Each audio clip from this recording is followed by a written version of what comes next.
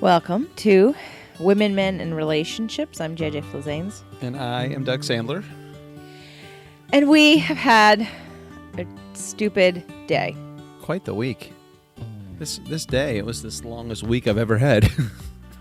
The reason is, so in case you wonder if my energy is low or I'm a little groggy, we were fostering 5 kittens who needed to be bottle fed.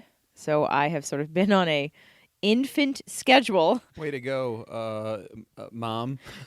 Right, I've had to get up every couple of hours to feed the kittens because they can't feed themselves quite yet. There's no mom to feed them, and it was one of those emails that you see in your neighborhood, and something said offer to do it, and I did, and then we got the paperwork and found out that they would have been put to sleep had I not taken them. So I felt very dutiful to take care of these kittens. And then our cat Smudges, who is technically the neighbor's cat, but she adopted me and this house about 5 years ago.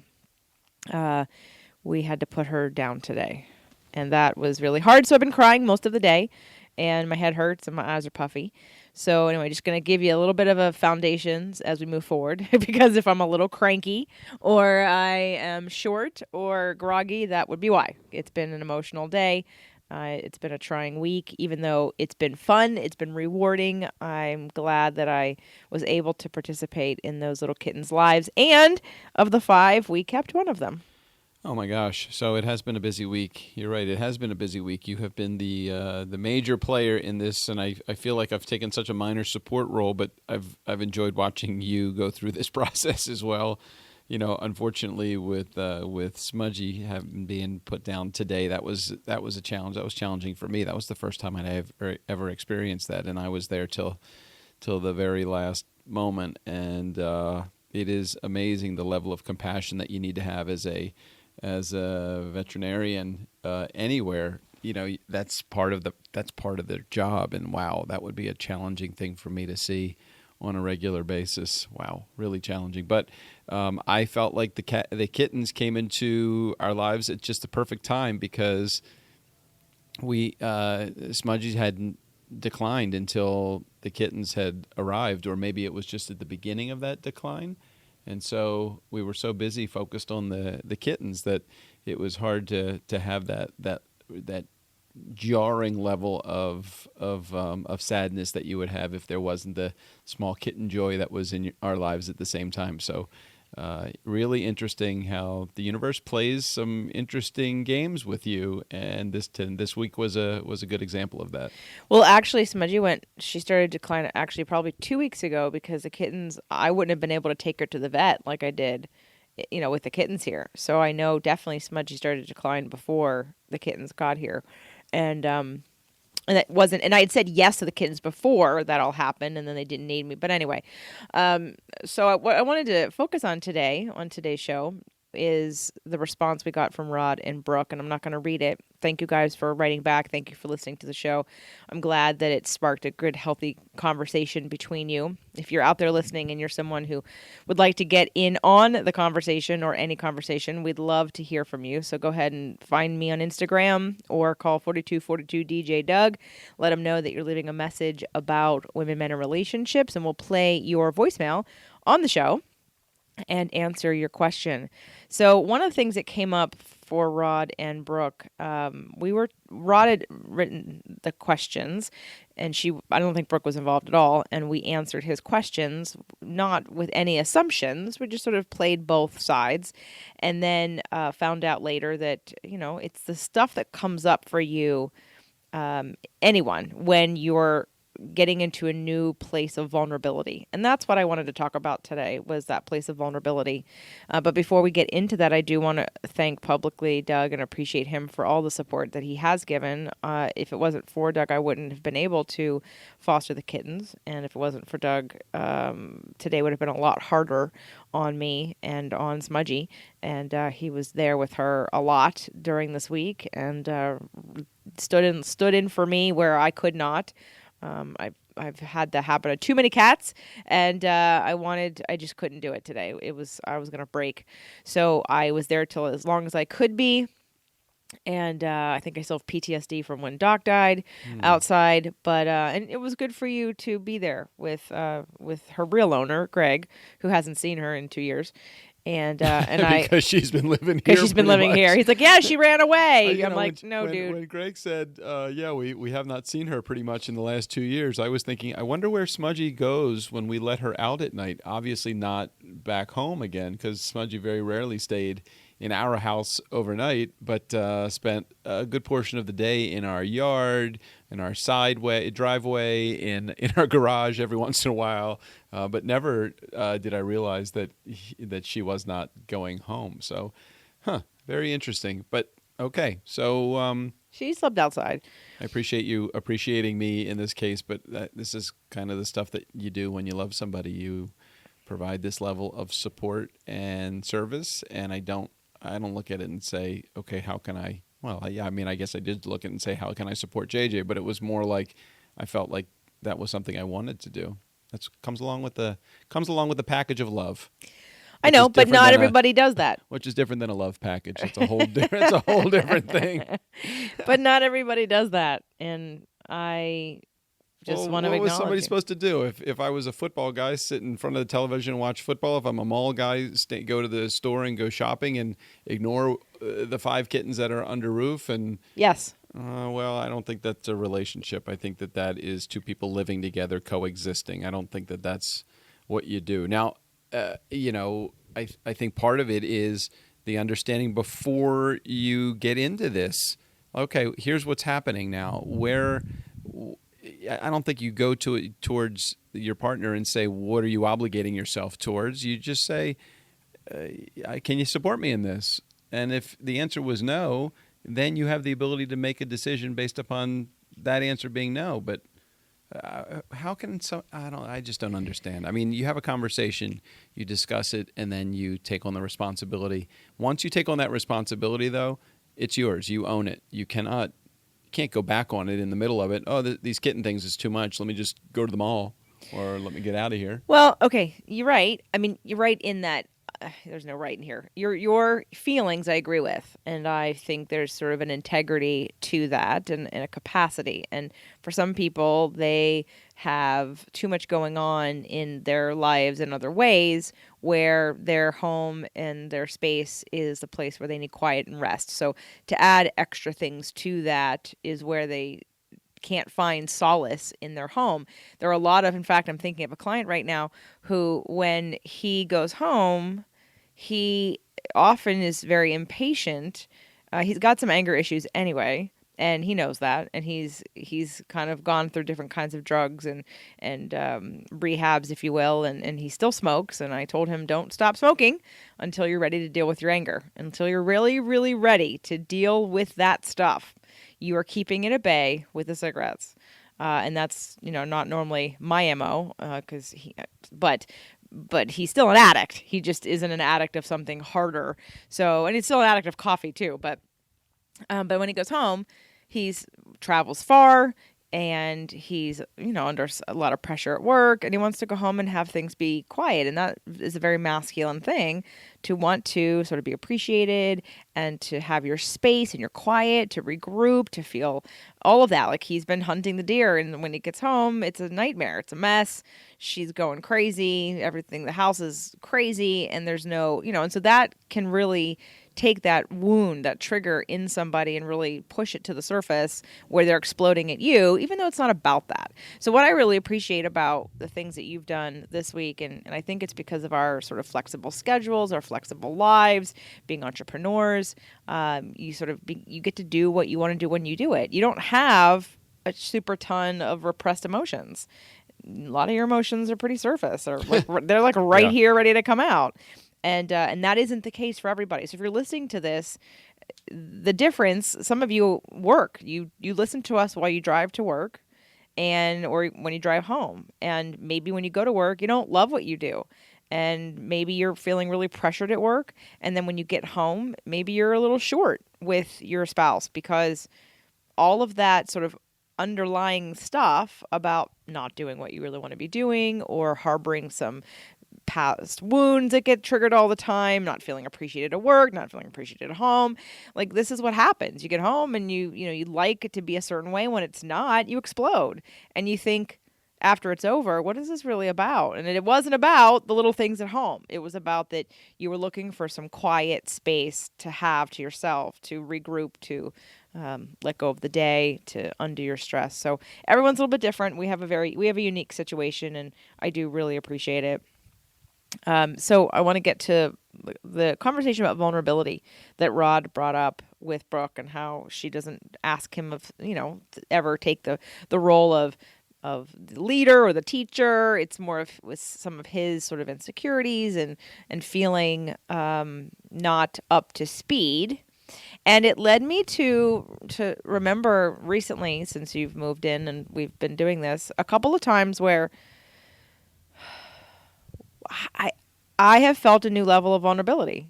And I didn't realize, because again, I don't think you really can't, you can compare to a certain degree, but until you've lived like a different kind of life, it's hard. You can like intellectually understand it, and you might even be able to emotionally connect to someone who's going through it. But until you're actually in it, like, I never realized how guarded and sort of a one-man island I was in some ways, because I didn't feel supported completely, or I didn't trust completely, or I had trepidation, or I had fear about doing this, that, and the other thing. And so when Rod was writing us back and telling us about their thoughts about the show, this new level of expansion that you're going through, Rod, and everyone else who's on this journey, the more you start to uncover some of your unconscious behaviors and wounds and triggers and traumas and things that you go through,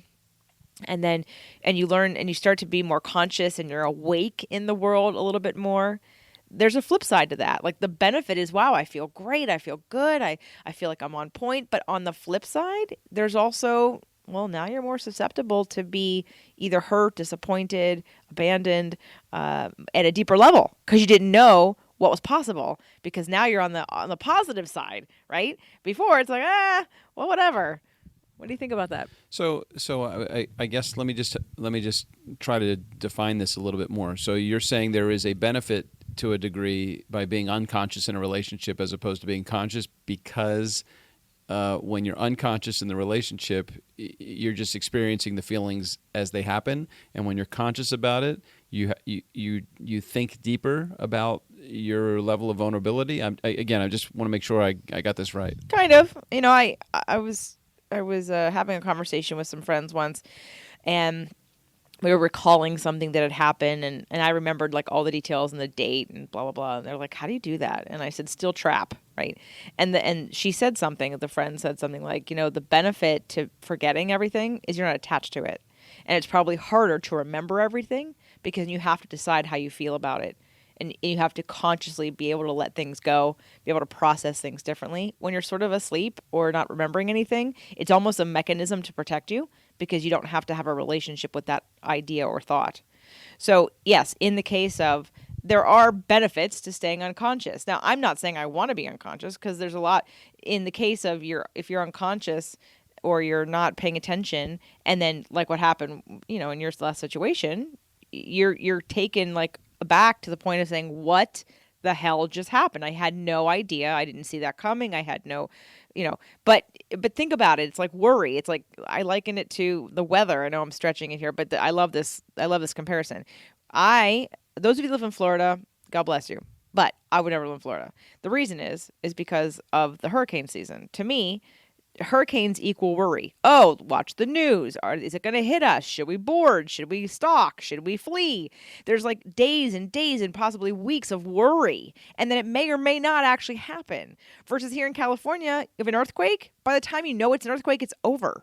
Like, no worry. Not a lot of advance warning on that. So what type of life would you rather live? Would you rather live a life of consciousness? Are you comparing conscious versus unconscious being hurricanes and earthquakes, or are you drawing a different comparison? Well, I think that I'm not gonna say that earthquakes equal unconscious. I'm going to say earthquakes equal someone that can be happy because you're not worried about anything. You're not the looming what if, oh my God, is it coming? Isn't happening. So it's a lot easier to stay positive because you have no idea that it's coming. I also think what matters is the positivity of your attitude in accepting the circumstances as they are and putting your positive stamp of approval on the circumstances, knowing that things happen for a reason. Now, I could look back at my last marriage and say, holy shit, this was horrible. I came home one day and she was gone. And yeah, while that was a really shitty moment to go through, I could look at the positive things that have occurred since then and look at it and say, wow, had that not happened, I would not be where I am right now. So I have a choice. I can wallow in the misery of the moment and have a huge amount of self-pity, or I could say, holy shit, look at this amazing lesson that I have learned as a result of this, or look at the circumstances that I'm in now. I live in sunny California with a woman that loves me, that wants to communicate with me, that shares wonderful moments. Could I share that? Could I have shared those wonderful moments with my wife? Yes, I could have shared those moments. She chose not to, though. And so I can't focus on the problem that she had and the story that she was telling herself. I can only focus on the story that I'm telling myself. So I could be extremely vulnerable and open and share and be miserable in that circumstance, or I could be vulnerable and say, okay, I'm inviting that to come into my life, but no matter what comes into my life, I know that I have the capacity and the strength to handle it. And that's what I chose to do. Right. And everything happens for a reason. But let's go back to the vulnerability and communication part. So I know for me, and it's because my situation was different than yours, I feel a new level of vulnerability that I have often said to you a couple times kind of scares me. Because, I mean, it scared me initially when we first started going out because I thought your wife was coming back. And I was falling in love with you, and that felt like I'd lose two things because now I was going down the road of separation, and we were having this, and at the time it didn't look promising. You lived in Baltimore, and I had no idea we'd be here, so it was really scary because I really enjoyed the feelings that I was feeling and that I hadn't felt in a long time, and so now. It just made it a little scarier, and I didn't stay in the fear part, and it happens from time to time. I mean, I'm better now, but I'd say like about a month or two ago, there was a moment where I felt like I could sort of melt into you, and that scared me because I don't want to lose that. And not that, just saying in general, I had that moment of fear of a new level of support and acceptance and love and connection, and all of a sudden I thought I don't want to live without this, and that just spoke, sparked some fear. So, and I appreciate you saying all that, and I hear you, and so put it into a lesson that we can share with our community that's listening to this right now, because I think while we certainly can put it together so that it makes sense for us, help put it together for somebody that might be. I will. You know me, I'm like a bottom line kind of guy. I know, but I'm not done asking you a question. Oh, sure. Because I know, but I guess I'm waiting to figure out when you know or feel or can, there's, like you said, you tend to focus on the positive. So I'm wondering how much of the negative you have sort of ignored about your own relationship in terms of the communication. So one of the things, you had said to me you said a couple of things that were pretty, while the level between where you guys were versus where we are is shorter than where you and I are versus where I was, right? Like the distance is much greater. The gap is much wider for me than it is for you. But there still are places where there is a gap for you. Areas of intimacy, areas of communication. Have there been times where you have felt a different kind of vulnerability, or is it that you feel a different kind of connection or a different kind of security. Even maybe it's the opposite. Maybe you feel more secure because of our communication and intimacy is at a different level. I feel like I don't have any fear about our relationship. I mean, I don't feel that maybe you approach this with a different level of vulnerability. My fear is not based upon the same circumstances that yours are. My fear is, at the beginning of a relationship, I would wake up and you would be out the door to go visit a client, and my fear was when that door closed that you weren't coming back. Why? I don't know. It wasn't a rational fear, but it was my fear. And we had many talks about this. Just say goodbye when you leave. And I'm not saying that you said, no, I'm not going to say goodbye, but it was more like this was my problem that I needed to get beyond, rather than your problem that you needed to change your behavior for me. I think that's the wrong way for me. Would have been the wrong way for me to approach this. So I think a lot of those fears that I had, especially in the beginning of me moving here, I think that those fears were fears back then that I don't have any longer. Do I have my issues with our relationship? Well, who doesn't? I mean, as good as communicators that we are, I still think sometimes that I'm not sure that I'm 100% being heard, or not that I'm not being heard, but the definition of what we consider being heard is different. So, I mean, I think we're always improving. We're always looking to improve. I don't feel like I had, when you approached me a month ago or a few weeks ago and said that you had those fears, my feeling was, well, I don't have that fear. I don't have the same fear that you have. So, I guess I can help you work through it, but Well, I wasn't asking you to help me work through it, and I wasn't asking you to do anything different. I was just communicating because I was telling you what I was going through, which is what I'm doing right now, and which is what I'm wanting to share with others, because we're having, different experiences, and they're both valid and they're both real, and that doesn't mean anyone has to change their behavior, but it made me think about when Rod was writing back to us about what he's going through and the relationship between sort of being conscious and vulnerability and being more connected and vulnerability. And I don't think it's an unhealthy, nor do I think it's unreasonable. In fact, I think it's somewhat expected that as you expand to another level, there's different things there's like a little bit of growing pains. For me, it's about like that. Think about like an aura. I see this.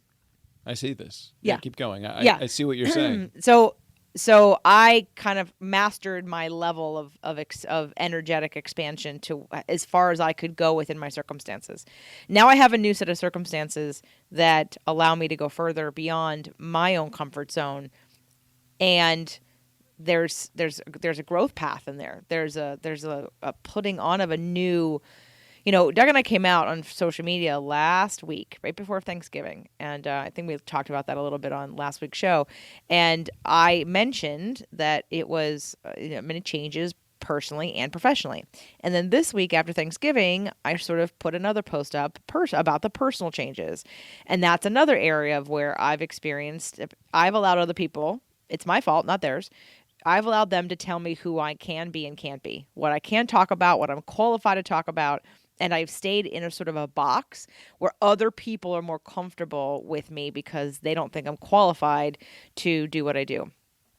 And that I didn't realize was holding me back. And now that I don't have that box, and it happened before my marriage changed, I decided I'm stepping into this. And part of it is you guys who listen to the show. So in the responses that I've been getting and the feedback I've been getting and the testimonials and the fan mail I get every week. And it really sort of validated, so thank you, that I was on the right track. But it's scary when you step into something new that you don't know, and something that's even more important because it's more aligned with who you really are. It's more true to who you really are. And so I liken my growth and my vulnerability, new sense of vulnerability and fears, and I don't have them all the time. It's just sometimes I'll be so happy and so comfortable in a new way, so connected, feel seen, feel supported in a way I've never felt before, that part of the healing process is for just a half a minute to be like, oh my God, I don't want this to ever go away. Welcome to growth, baby. Welcome to growth. It's so true. And it's, if you look at it and you say, and I think I might have used this before, if being in love and having heartache is the only way that if being in love and with the potential of having heartache is the only way that I can be in love, then I'm going to have the potential to have heartache in my life, because I couldn't imagine not experiencing love to the degree that would cause you to have heartbreak had that love been taken away from you. To be vulnerable and to learn and to grow, if learning requires vulnerability, then you're going to need to invite vulnerability into your life. And so what I would encourage those that are listening to this that feel fearful or feel vulnerable to a point where they don't know, they'd rather close the door, I would encourage you to leave the door open, be vulnerable. There's a potential that you're going to get hurt, yes. There's a potential that more fear is going to enter your life, yes.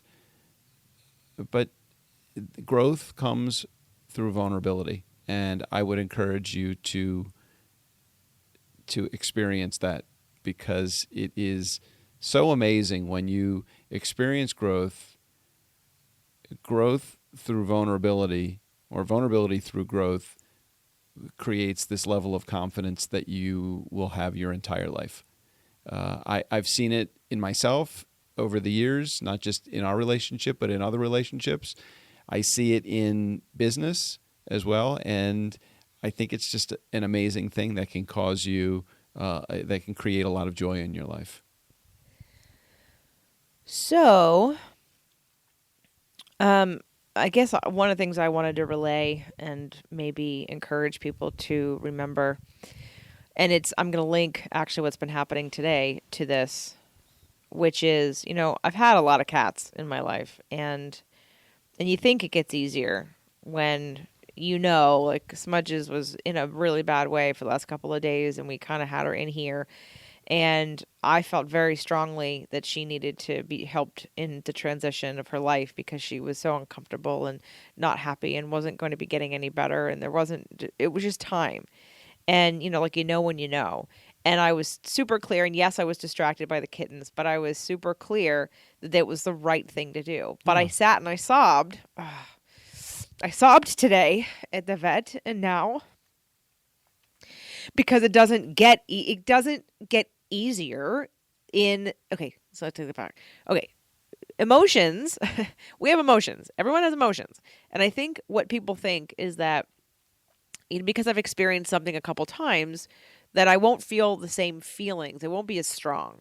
And I want to invite you to feel your feelings full out, because the part of growth and healing, especially healing, that's so important, is that you allow yourself, it's like air, in and out, in and out. Emotions come and you let them out. You don't hold them back. You don't press them down. You don't escape them. You let them out.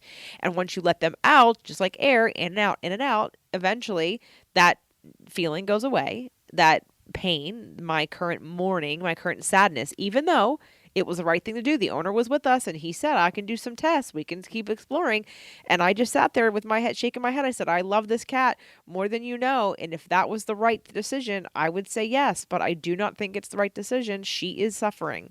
And so, if I had all the money in the world, it still wouldn't have made a difference. It wouldn't have made a difference in the cat. You would have had more details. Right. But the cat was still dying. I've already spent thousands of dollars for a doctor to tell me it's inconclusive, and the cat does anyway. So I've been through that. And so while the cat represents for me, that sort of logical, I've been through this before. She wasn't technically mine. I loved her very much, but she was in pain. I was doing the right thing. We get logical and rational. But I still, when push came to shove, when he came to pick her up the other day, even though she came right back, I cried the second he walked away because I wondered if that was the last time I was going to see her. So I invite you not to suppress your feelings in your growth stages, in your stages of vulnerability, in your stages of expanding into a new comfort zone in your relationship, a new comfort zone in your career, a new comfort zone in your own healing of traumas and pains and from your past and realities that you may look at differently now because maybe you're more awake than you were before. That even though it happened 20 years ago or whatever, and it comes up now and now maybe now you see it differently, or maybe now you're just available to experience it. Let yourself experience it. Give yourself the space and the time to actually feel your feelings. And, it's one of the reasons why I started to do live events. I wanted to create a safe space that was better than therapy because you're not going to get it all out in therapy. I'm so sorry. 50 minutes once a week is not going to be enough momentum for you to be able to detox and purge all of these negative feelings. Not that a whole weekend is either, but at least it's a start for really releasing any of that old excess baggage that happens. And it's almost like, again, I feel a calling to do events like this because it's the space to actually feel your feelings, let them out, have an experience. Because come on, how many of you do this on a weekly basis anyway? How many of you really are in touch with your feelings? And some of you maybe, but if you have something at work, you stuff it. If you have plans with friends or family, you stuff it. And then what happens is it grows and it builds until you explode on somebody. And then you go to therapy and wonder what was that about? Equals anxiety attack. Right. If you haven't heard Doug's story about his anxiety attack, we did that. And I definitely labeled it something about Doug and anxiety. So there's another show to just explain that buildup. Because sometimes, while being positive is awesome, some people mistake meditation and being positive. That can be misused too. Sometimes you can ignore your own feelings because you refuse to acknowledge they're in your body. And I want people to find the balance. There's definitely a way to reframe things, but you still have to experience the feelings. It is energy in your body that needs to be experienced. And I want to allow people to not feel shame about that on a physics and biochemical, like a biology level, right? Like it's energy. Emotions are energy. And just like calories, they're either used or they're stored. And the longer you go without expressing your feelings, especially the negative ones, your anger, your fears, your sadnesses, those are what cause cancer. Those are what cause issues. Those are what cause depression. And if we're not purging them out, like when you go to the bathroom to eliminate the food, if you're not eliminating some of these energies that you hold in your body because you have to because of work and family or whatever, I'm just going to encourage you, find a way to have a healthy outlet so you can tap into that. It actually reminds me of the TV show we're watching, Wanderlust. Right? So we're watching Wanderlust. For anyone who's seen it, it's a BBC. It's on Netflix. And it's Toni Collette. And she plays this therapist who is in therapy, who has been harboring the shame of her client killing himself. And the whole last episode that we watched was literally the therapist trying to dig and dig and dig. And I'm sitting here thinking she's a therapist, but she's not allowing herself to have a feeling. She's apologizing for her feelings. She's trying to stuff them down through splashing water on her face. And I'm like, oh my God, for crying out loud, let your goddamn feelings out. Cry, break in half, let it out because it's ruining your life. So please don't be afraid of your emotions. Embrace them. They're so powerful. And they will transform your life in a positive way, but we have to make peace with the negative ones and not be afraid of sadness and not be afraid of fear and letting it out. And then we can take a look at why it's here and then we can transmute it. Any last final thoughts, Doug? Awesome thoughts. I love it. No, I don't have anything to add to that. I think you're right on the money. Be vulnerable. Open up. Share. Let those feelings out. Learn from it and continue growing. Amen. And so it is. And if you want a place to do that, I definitely would encourage you to consider releasing What Weighs You Down in January, the 10th through the 13th. We're both going to be there this time. We're both going to be there the entire Excited. time. Excited. And we welcome you to come. And there are several, not issues, but I don't want to say challenges. As I do events now, and I'll do another one next year besides this one, but it will be different. I have some ideas about what it'll be. But releasing What Weighs You Down, while it is effective and popular, and it will happen again, it could be at Esalen, it could be in Sedona, it could be in Ojai. It could be 10 people, it could be 5 couples, it could be 3 times more expensive. I truly love the idea of doing this as a couples retreat. That the way to enter into this, because when you go back home as a person that has a significant other, spouse, husband, wife, lover, whatever, intimacy partner, whatever you want to consider, intimate partner, whatever we are to each other, and you go home and both of you are not a part of this, it's like you're walking into an environment that is completely foreign to that person. And man, unless you have the skill set to get that person to support you unconditionally through this process that you go through, they're going to totally think you're fucked. It's like, what are you doing? Why are you changing? And it's like, holy shit. Okay. So yeah, I love the idea of doing it as a couples retreat or having a couples retreat. Well, we'll see. Program. We'll see, because there are, in marketing, for those of you that are not business owners, there's many ways to fill an event or to market your products and services. And what I found with the first Releasing What Weighs You Down is that 90% of the people in the room came from the podcast. And what was really awesome about that is that you guys are already like pre-qualified. The community was built so quickly. People were related to each other in a new way. And then when I sort of reached out to invite people who didn't listen to the show or weren't involved in sort of the same things that I talk about on the show, well, it was just harder. There's a little bit of time that's taken in the beginning to kind of win them over, and I don't want to have to work that hard, quite honestly.